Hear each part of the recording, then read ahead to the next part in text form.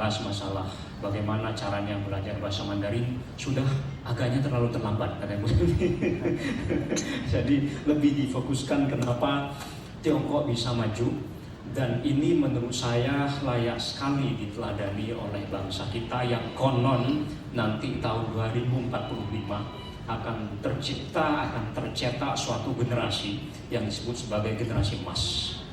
Dan kalau misalnya ini tidak disiasati dari sekarang, baik dari sistem pendidikannya atau bagaimana pola pikir rakyatnya, menurut saya 2045 bisa jadi bukan generasi emas yang tercetak, tapi justru adalah generasi cemas.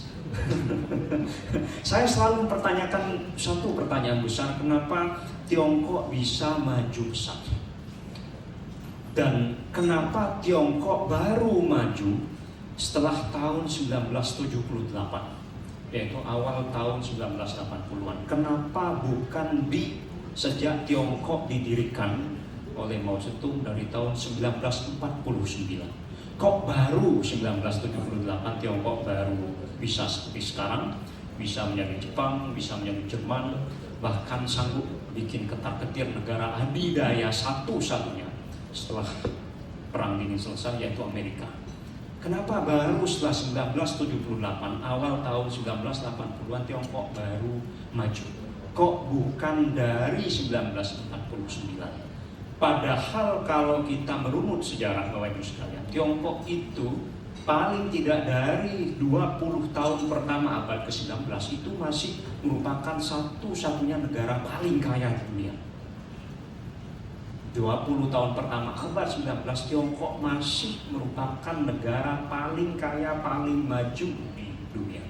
Bahkan kalau dibandingkan dengan negara kita, Indonesia merdeka 45, Tiongkok baru berdiri 49. Tiongkok itu berubah sekejap mata dari negara yang paling kaya bahkan jauh lebih miskin dibandingkan dengan Indonesia. Kenapa kok bisa terjadi perubahan yang begitu drastis? Dari paling maju ke bahkan jauh lebih tertinggal dibandingkan dengan Indonesia ketika Tiongkok didirikan tahun 1949. Ini dulu yang mesti kita jawab. Kenapa dari negara paling kaya, paling maju, tiba-tiba terjerembab menjadi negara yang bahkan jauh lebih terbelakang dibandingkan dengan Indonesia. Nah, pertanyaan ini